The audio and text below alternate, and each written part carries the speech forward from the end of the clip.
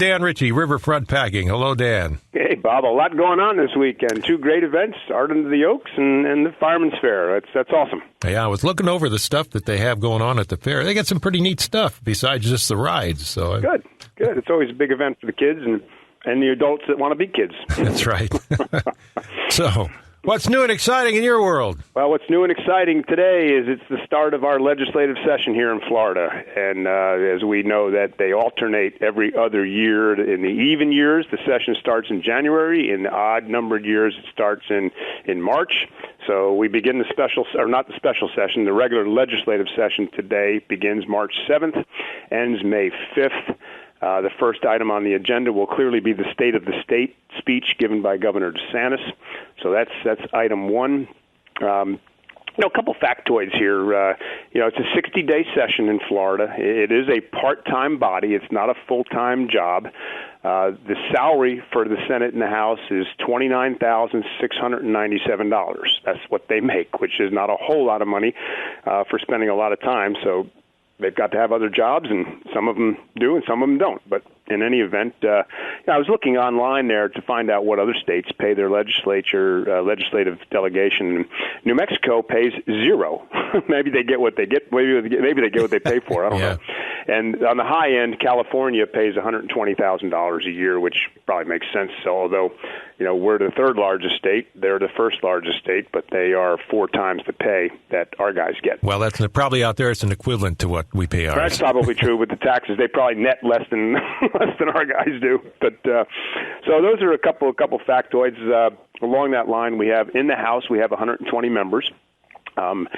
84 Republicans, 35 are Democrats, and there's 1 vacant seat right now. On the Senate side, there's 40 senators, 28 are Republicans, 12 are Democrats. So you can clearly see that 70% of the legislature is Republican. And that's going to be an interesting item to watch as we have a governor that is posturing himself clearly for a run for the presidency, and he has a supermajority in both the House and the Senate to get pretty much what he wants. So another piece of it is that 27% of our legislators are attorneys.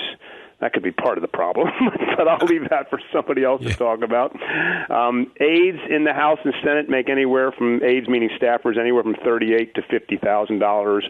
You have to be 21 years old to run for a seat. That's some of the requirements. So those are just some factoids. The only action that is absolutely required by the Constitution is to pass a balanced budget. That's the one bill that has to come out of a legislative session as mandated by the Constitution. The rest of it is not required. So with that in mind, there are 1,683 other bills that are filed besides the budget. So that'll be interesting to see how that all works. And we've talked in the past about the structure and the power in the Senate and the House really lies with the Speaker and the Senate President. You can submit any bill you want. The Speaker in the House has the right to assign that to committees, and he can clearly stop any of those bills by assigning it to a committee or multiple committees where it dies for lack of action, or assign it to a committee and tell that committee chair, if you want that chairmanship, this bill's got to die. And that's what happens. Senate, the same thing. So they absolutely have a control over that. So I would suggest to you that possibly the Speaker of the House and the Senate President are more powerful than the governor as to what passes through this legislative session. So what else is going on up there? This session is clearly going to be the focal point nationally. This will clearly be a platform session for Ron DeSantis' run for president. He's going to utilize this, and we're seeing that already. Items that are on the agenda are guns, immigration, control of the tech industry, liberalizing a little bit of the death penalty from unanimous to supermajority during a trial with the jury, universal school vouchers, abortion, affordable housing, and the environment. All of those things are going to be key items to watch during this session. And clearly, the governor wants policy wins. He will get what he wants. you have the Washington Post and the New York Times covering this session. If that's any indication of what's next on the agenda after the session for our governor, I think it's made clear, in addition to him being in California and New York, very strategic that he avoided CPAC and getting into a confrontation with former President Trump. He's being very strategic in how he's positioning himself. He can't afford a misstep. There has to be no misstep in this, or that will be jumped on by the other candidates. So we've got two Vero Beach residents up there. We've got, which is not always the case, we've got Robbie Brackett in the House and Aaron Grawl in the Senate. Two great people, friends of mine, ones that they don't always agree completely politically, but they're good people. Their heart's in the right spot, and we're going to be served well by those two being up there. So one piece that I would mention that's on there is there's a mandatory E-Verify, which is what you have to submit to make sure that the people you are hiring are legal here. Currently, we have an I-9 process where it's a little bit different and can probably be manipulated a little bit by the applicant, but we are not, as I've been told, we are not immigration agents. We shouldn't get into that fray. If somebody presents something to you, you have to accept it, or else you could be subject to discrimination. The interesting thing there is some estimates out that 30% of the hospitality industry, the construction industry, the agricultural industry, and the landscape industry are populated by people that are properly documented with I-9s but would not pass an E-Verify. So it's going to be interesting to see where we have an unemployment level as low as it is, and we cannot find people. If, in fact, those numbers are correct and we eliminated 30% of the workforce in those four functions, I think we're gonna see how that plays out. But anyway, that's a bit of a quick synopsis of what we're looking at as we go into this 60-day session, which starts today. Well, the other thing that is out there that I'm personally against is the open carry. Yeah. The reason being not so much that open carry is that you don't have to have any training to have the weapon, and if you got something that can kill somebody, you ought to learn how to use it properly. I don't disagree with you there, and I think there's a little difference. The governor wants to be able to have you not have to have a concealed weapons permit, but he is not in favor of the open carry. The far further right side is favoring open carry, and the law enforcement is vehemently opposed to it. So I'm hoping that doesn't get through. Open carry is a little bit extreme. Well, it's just like boaters. You can buy a boat and just go right out on the water without any training at all. They at least now they make the younger people have the training, but you got a lot of dumb boaters out there. I've seen them that are older that have no idea what they're doing out there, and it is dangerous. Yeah. So no, I agree with you, Bob. Well, it's going to be an interesting session for sure. There are some wacky bills out there that hopefully won't be going anywhere. Yeah, you always have that, and a lot of that is either grandstanding or trying to make a position, or somebody in their delegation or in one of their constituents that's a donor wants something, so they know that it's not going to pass. They present it to the Speaker of the House and says, "Hey, look, I had to do this because of Joe Blow wanting me to do this. Let it die in committee. At least I can go back to him and say I tried." And there's a lot of that going on. Yeah, I'm sure there is. All right, well, Dan, thanks so much for that little update there, and we'll watch it as things progress. Stay safe over the next 60 days. That's right. And, progress may not be the right word, but that's the best one I can come up with at the time. So. Have a great week. Looks like we got nice weather ahead. It does. Thanks, Dan. Thank you, Bob. And Richie, Riverfront Packing. Right now, it's Cynthia Ryan from the Veterans Council. Hello, Cynthia. Good morning. So how are things going over there? Busy. Yeah, I know we've been talking the past few times about there being a waiting list of folks who want to get things done, and has that been whittled down at all? It has. Every time we get a donation in, we look at the list and assess, who we can help, who's in the greatest need at that moment. But we just keep working through that list, and the donations is what makes it happen. And one thing recently that I wanted to share was how thankful we were for Carol Jean Jordan in the tax collector's office for their donation last week of $3,200. And that came from the sale of candy bars. If you've been to the offices, they sell candy bars at each of the little stations. And that came through from them. That's a lot of candy bars. It is a lot of candy bars. And, since they started this, they have donated $18,000 to the Veterans Council. Wow. I guess it's incredible. Next time I'm there, I'm going to buy one of those things. Yes, and they do. They switch out, who they are collecting for.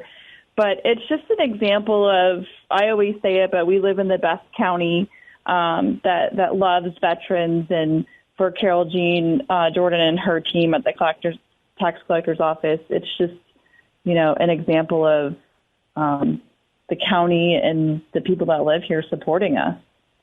So have the needs changed at all, or are they still pretty much the same?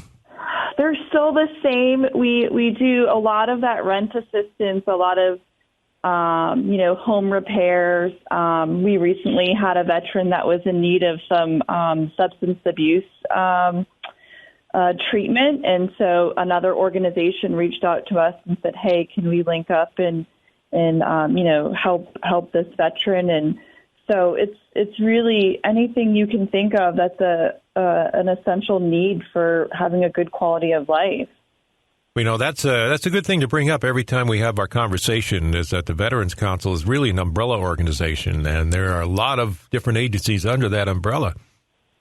There are, and one thing that we've been really, really hot on in the last probably 4 or 5 months is connecting veterans to their VA benefits.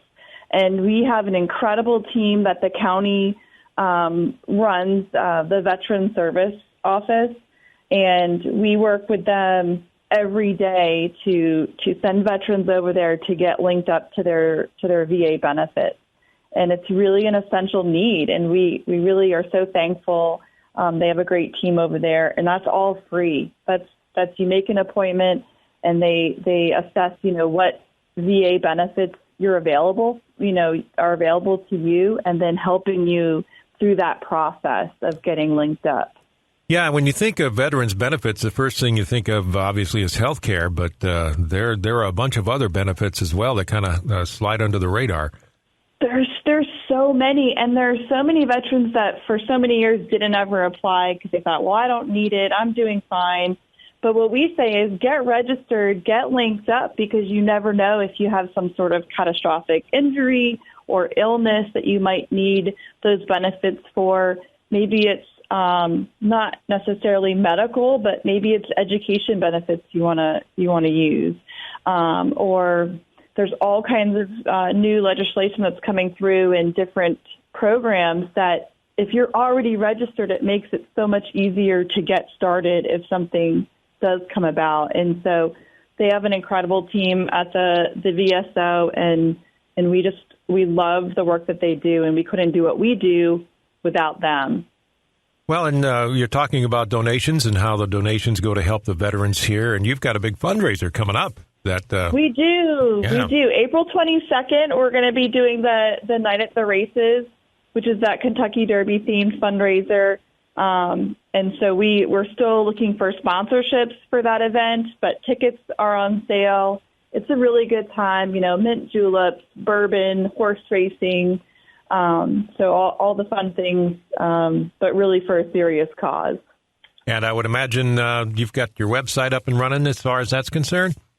We do. You can go online to veteranscouncilirc.org and buy tickets or sign up for a sponsorship. And you can always call the office, too. That's 772-410-5820. And before we go, I always like to talk about the Victory Center out there at the mall, because that is also alive and well, right? We love the Victory Center. We say if you need any kind of veteran gift, military apparel, or accessories, go out there and check them out. They're all volunteers, and they do a great job. All right. Well, Cynthia, thanks so much for being on the show, and look forward to talking to you again soon. Thank you. Cynthia Ryan with the Veterans Council. Well, let's head over to the Harbor Branch Oceanographic Institute and talk with Steve Burton. Hello, Steve. Hey, good morning, Bob. How you doing? Pretty good. How are you? Great, thank you. Hot day today again, but great day. Yeah, I'd like to have you on every few months or so just to kind of fill us in on what's happening out there. And when we were talking a couple days ago, you said that things were actually pretty busy for you guys. Yeah, we always, we always appreciate you having us on. I think I last spoke to you in December. And for your listeners, we're the Stranding and Population Assessment Team at Harbor Branch, and we have a National Marine Fisheries permit to respond to dolphins and whales in Indian River, St. Lucie, and Martin County. However, we also go over anywhere in the state of Florida when our stranding partners need us. So since we last spoke, my team has been super busy, not only doing photo ID out in the Indian River Lagoon estuary and offshore doing photo ID, but we sent staff over to Clearwater Aquarium. They had a rough-toothed dolphin, and that's a dolphin that's found in Florida, but it's an offshore species, strand last month, and it's in their rehabilitation facility that Clearwater has. And we've sent some staff over there to help them out, fill in some blanks on the schedule of rehabilitating this animal. So always trying to help our partners.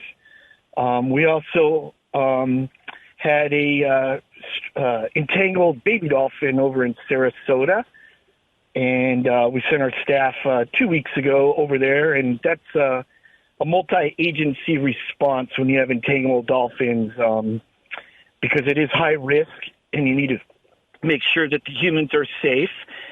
So we had multiple groups from many stranding groups in Florida help with that, catch the mother and the calf, and disentangle the calf from the fishing line and let it back free. And then just last week here in Stewart, we had a mom and calf. The calf was entangled in fishing line, and her name was C1 Jenna. Her mom's name's Jenna, and so she's the mom is in our catalog. Same with the calf in our photo ID catalog. So we knew who they were. We'd been tracking them for a while, and we had a multi-agency group come down, SeaWorld, Clearwater, FWC, University of Florida, you name it, Martin County Sheriff, FWC law enforcement helped. We caught them over down by Stewart Causeway in shallow water, disentangled the calf. But while we were holding the mom, she actually had an old fishing line entanglement around her left pectoral flipper. So we actually got a 2-for-1 on that one. So we were able to disentangle her from that as well. So I always like to remind the public when you're fishing, nobody's out there trying to entangle dolphins. It's always accidental. And these younger dolphins, it's a lot easier to catch the fish that's on your end of your line than to go do it themselves and hunt for their own fish. So if you're out there fishing and you see dolphins, please bring in your line. Have another beer, drink, sandwich, check in with your family and friends. And then once the dolphins swim through, then throw your line back out. And that's the best way that we can look out for the dolphins in the Indian River Lagoon and throughout the state of Florida, so we can limit how many get entangled. Yeah, I mean, you were able to help those, but who knows how many more there might be out there. Yeah, so I'm glad you brought that up, Bob. So, we're not on the water every day, so we always rely on the public. So if you see something, say something. And the best way to call in a marine mammal that's in distress is to call 888-404-3922, and that works for the whole state of Florida. That's the FWC Marine Mammal Hotline. It also works for manatees as well. And report what you're seeing, how many animals, where you were, time, and that hotline is managed 24/7. And they'll get a stranding group, if it's in my area, my team to go respond and take a look at what's going on. So you also do population assessment, and you've been doing this for a number of years now. Is the population pretty stable? Because you kind of basically work the same area, right? Yeah, it looks like the population is stable in our home area. We have another permit. So we have one permit for our stranding response with NOAA. And then we have another permit with NOAA as well for photo ID. That means we can get within the 50-yard rule to photograph the animals. So for the public, if you see dolphins out in the river, you need to stay 50 yards away, give them their space. For us, we're allowed to approach them closer and take their photos. and we take photos of their dorsal fins. Each individual animal has a unique fin, and then we put that in our database to collect a baseline of the population of dolphins in the river between Sebastian Inlet and Jupiter Inlet. And we've got about 500 individual dolphins in our catalog, including calves. And so that's one way we were able to focus on Jenna and her entangled calf. We had a good history, about 2 years of data on where they like to hang out in the St. Lucie River and the Indian River Lagoon down by Stewart. So to catch them for that entanglement, we were able to put all our resources in that area. So that helps us as well. Yeah, always nice to have a happy where they ending. like to hang out. Yeah. All right, well, Steve, anything else that you'd like to add before we go? No, thank you to the public. If you have a dolphin, Protect Wild Dolphin plate or Protect Florida Whales, thank you very much. My team gets grants from the Harbor Branch Oceanographic Institute Foundation to do this work, and we appreciate you. And if you don't have one of those plates, just please, if you see a marine mammal in distress, please call that hotline so we can help those animals as soon as possible. All right, Steve, thanks for being on the show, and I'll talk to you again in a couple of months. Sounds great. Thanks, Bob. Really appreciate it. Have a great day. Steve Burton with Harbor Branch, Director of Stranding and Population Assessment. Jordan Stewart, President of the Taxpayer Association. Hello, Jordan. Hello, Bob. How are you? Fighting allergies, man. Fighting the allergies. Yep, you and me both and the whole Stewart family. The pollen's going around like crazy. Oh, it is, man. If you leave your car outside, it's just amazing what drops on it within a half an hour, you know? Yeah, oh well, what can you do? That's what happens. Yep. We got a lot of meetings today, so I'll jump into it. Then wanted to give one quick recap on the City of Vero Beach's last meeting.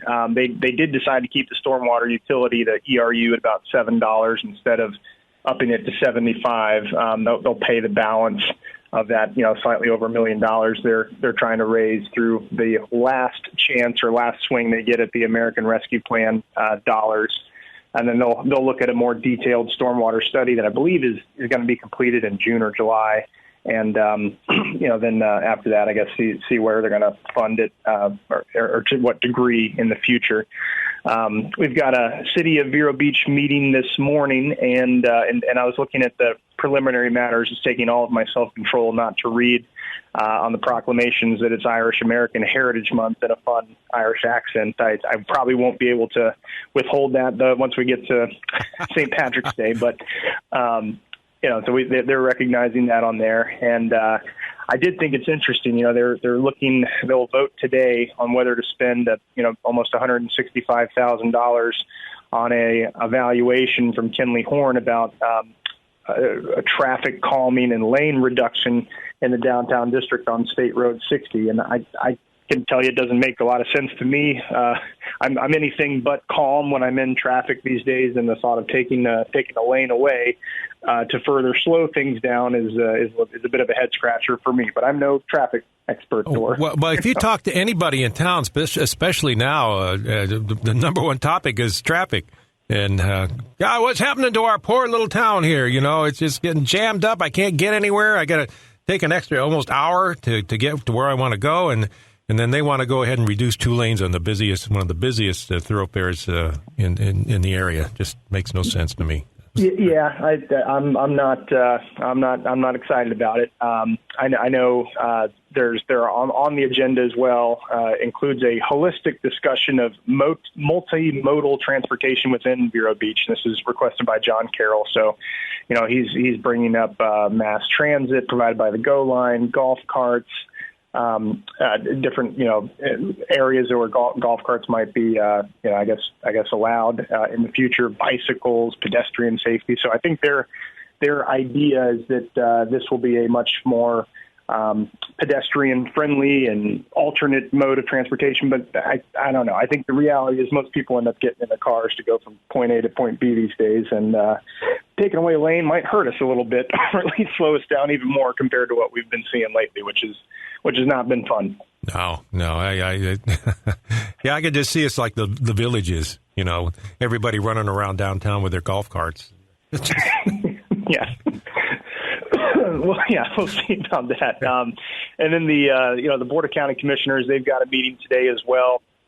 One of the big items that jumped out to me there was, as we mentioned off, we're probably going to be looking at finding out who our county administrator, our new county administrator will be. They've got 5 candidates, and they'll do a straw preference for each board of county commissioner. Will choose their top 2, and I would imagine the person with the most selections is going to be our new county administrator. So we should find that out shortly.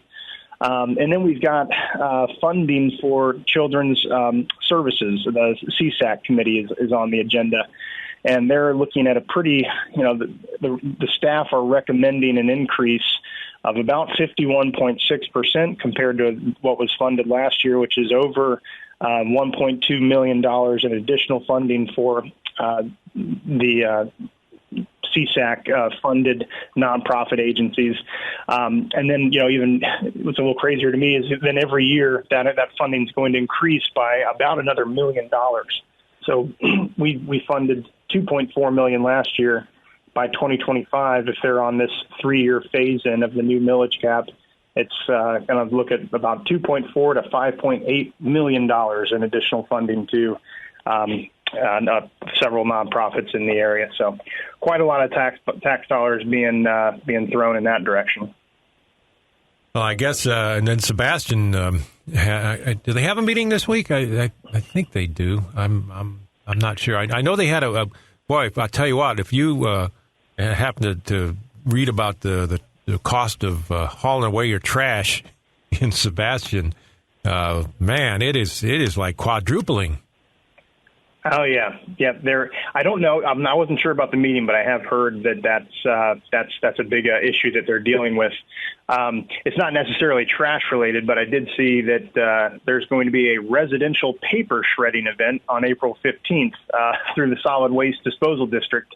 They're partnering with Southeast Secure Shredding to host this at their facility right off US 1 in Vero Beach. So if you have a lot of paper that needs shredding, that's the place to be on April 15th. All right. Well, yeah, the waste management is really sticking it to them, and you can see somewhat that they've got expenses that have gone up considerably, I'm sure, but man, the increase is just a whopper. What you'll find is a lot of people may just say screw it and just take it to the landfill themselves.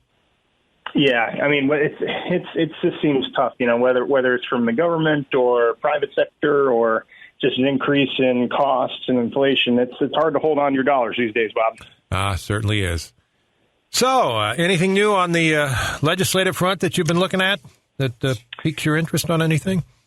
I haven't done. I've been so passionate about local government, Bob. I haven't dug into the legislative, session, or bills that are proposed yet. But I'll be doing that with our board, and I'm sure we'll have some fun things to discuss in the future. So, when's your next meeting coming up? Next meeting, our next luncheon, so we're always doing the first Friday of each month, so that next one is going to be on April 7th. We had discussed, actually, Phil Mattson, who's one of the candidates, whether he, if he's elected, then we would likely have him come and, introduce himself as a new county administrator. And, and if he's not, we're still interested in getting the planning directors. So, Phil and then his affiliates, counterparts, I guess I should say, at some of the different cities, and have a kind of a general planning session in a lunch, and have them all speak on the going-ons of their respective municipalities. Yeah, and then how many more storage units can we handle?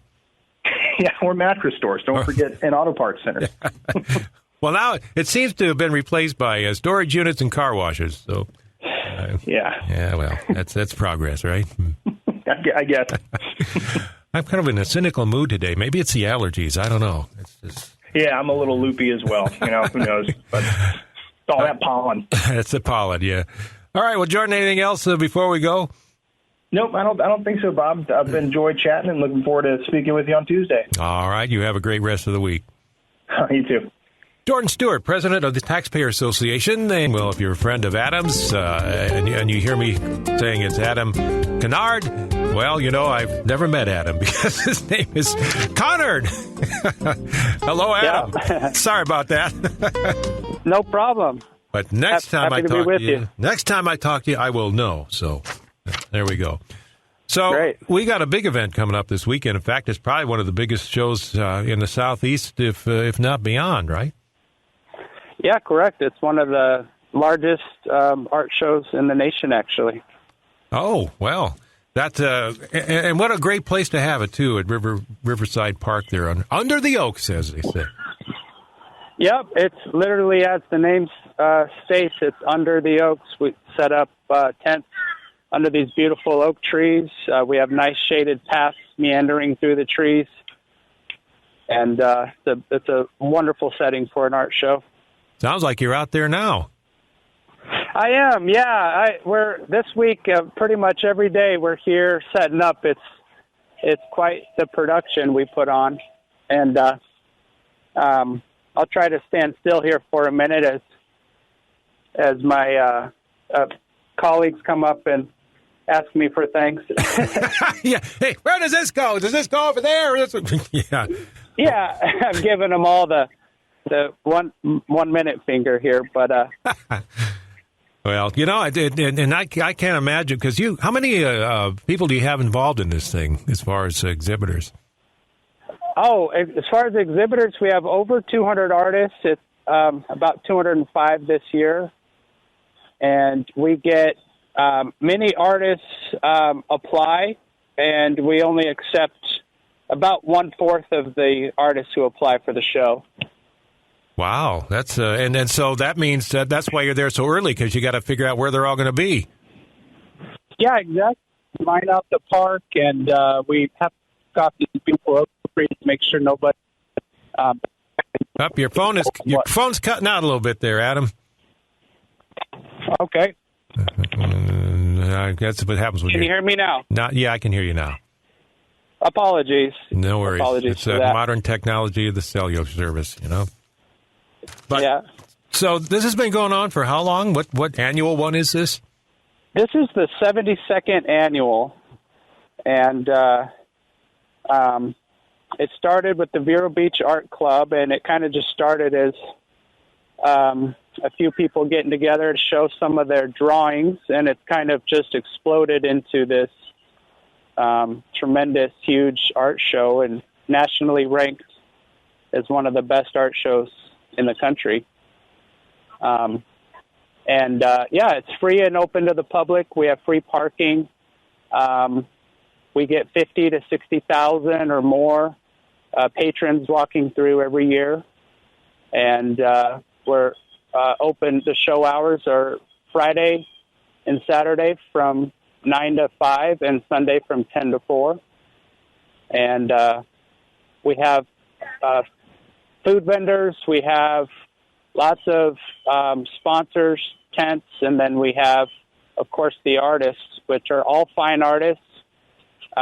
We use some judges that only select the finest of art. It's a really competitive show to get into, and so if you're in the show, you have some really beautiful art. So that's our focus with.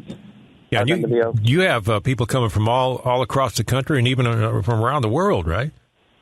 Yeah, correct. Yeah, we have to write a lot of visas for some certain artists who come and want to come show their art. And then, of course, from all over the country, we have artists come from every corner of the country. And, of course, lots of local artists as well. We have lots of Florida artists, lots of artists actually right here from Indian River County get into the show. And, of course, the committee members, being on the committee of Art Under the Oaks, they also have their own booths here, including myself. So, lots of local art, lots of national art, and some international art, and many award-winning artists, some of the, better-known artists show up for this event. And there's some judging involved in this, too, isn't there? Yeah, correct. Yeah, we have 3 judges. They all come in from different areas, and they're all prestigious judges that we pick different judges each year, non-biased. So that's why we pick them from other areas. So they don't know anybody here locally. And they walk through the show on Friday. Takes them many hours to get through each booth, and then they sort of make their own voting system and then deliberate and then choose a winner, first, second, and third in each category, and then an award of merit, and then, of course, the best of show. And our artists get awards, monetary awards. Best in show gets $3,000, and sort of goes down from there based on placement. And you have a pretty good variety of things there, too. It's not just watercolors and oils. It's a lot more than just paintings. Yeah, exactly. We have 7 categories, graphics, drawing being one, jewelry. We have some really amazing jewelers that come, fine art jewelers, oil painting, of course, acrylic, watercolor, photography, digital art, pottery, ceramics, and then glass. We have some tremendous glass sculptures that come, and seeing these big, beautiful glass sculptures under these trees is just a sight to see. And then finally, sculpture and mixed media, which also includes some fine woodworkers, including a local woodworker that's just really doing some amazing stuff with wood. So, yeah, it's quite the variety. All right, well, Adam, I'll let you get back to work there because they're probably chomping at the bit to get you off the phone. So, I told everyone I need to have a minute, and then, but people who didn't get the memo are coming. But that's fine. That's what I'm here for. So, it's something that everybody looks forward to in this area, that's for sure, and including me. So, I'm looking forward to being there as well. So, thanks so much for sharing that information. Look forward to seeing you there. Thanks for having me on. Look forward to seeing you. All right. And everybody else. Thank you. Adam Kennard with the Vero Beach Art Club and Indian River County Firefighters Fair. And I have Wayne Howard on with me right now to tell us all about it. Hello, Wayne. Good morning, Bob. How are you, sir? Pretty good. How are you? Oh, we're moving along, buddy. We're moving along. Yeah, it seems like this year went by pretty quick. I remember talking to you about this last year, and here we are again. I think each year gets a little faster. So it opens up when? Friday, I guess? Friday at 5 o'clock. And how long does it run? We have a 10-day fair again this year. It ends on the next Sunday. And, of course, you got all kinds of pre-sale things for tickets and ride specials and that sort of thing, right? Oh, yeah. We have lots of discounted ride specials. You can buy them in advance and get your best savings that way. Yeah, I was looking over the schedule here, and, you've got a lot of stuff packed into this thing. It's each day there's something a little different.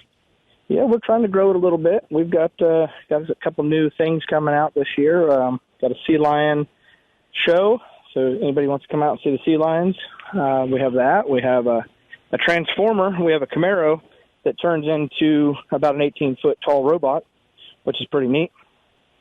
So I know you have live entertainment, too, and is that mostly on the weekends, or is that during the week as well? Yeah, the live entertainment goes on every night, but our big concerts are on the weekends. And who have you got this time around? Well, we have Dina Carter. She's going to be performing on Saturday the 18th. She sang Strawberry Wine and Did I Shave My Legs for This? Pretty popular with the 90s country crowds. We have an upcoming artist, Creed Fisher, which will be performing the first Sunday of the fair. He's a really good country musician, and we have, for the first time that I can remember, we have some Southern rock with Skinny Molly. They're going to be performing as well this year. So how do you figure out who you're going to have in these shows? Because, like I say, you got a little bit of everything in here, from glass blowing demonstrations to the concerts to you got a hypnosis show. Just looking through here, Demolition Derby. Oh, yep, Demolition Derby's back. It's been a few years, but we got it back. Yeah, that's one of my favorites because I keep thinking, if I was only in the Publix parking lot right now, boy, this would be great. Beware of anybody that tells you that they're part of valet for the fair. That's right. Of course, you got the rides too, right? Who's doing the rides again this year? The straight shows. They've been doing our midway for as long as I remember. I think they've probably been here the whole time with us for 43 years now. Yeah. And I kind of interrupted my own question when I asked, how do you figure out what kind of acts you're going to have in this from day to day? Well, we have a pretty good group of people that work the fair. We send them to different conventions throughout the state, and the national convention kind of jumps around. Sometimes it's in Las Vegas. I think it was in Indianapolis last year, and it'll be in Salt Lake City this year. So we go and we put our scouts out there and see what kind of grounds acts we want to book. We're always trying to change stuff up. We don't want anybody getting bored seeing the same old thing. Well, I know one thing that you've been doing on a regular basis that is real popular. That's the firefighter training show. Oh, yeah. I don't think we're going anywhere with that. That's a really big staple with our event. Shows the little ones kind of the crawl low and smoke and how to put out fire, and, it gives them a little bit of a hands-on how to be a fireman at a young age. They're not real afraid of it, But It's a great training. And you got the food. Can't forget the food. You can't forget the food. The fair food is obviously one time a year around here, and it's very popular with the locals. You get your funnel cake and your sausage sandwiches, and every year we have new stuff coming out. You go over there and you look at it. It'll be, key lime pie dipped in chocolate on a stick, and then next year it'll be some crazy Black Forest funnel cake. It's always something new. They have cheeseburgers that are stuffed between two donuts.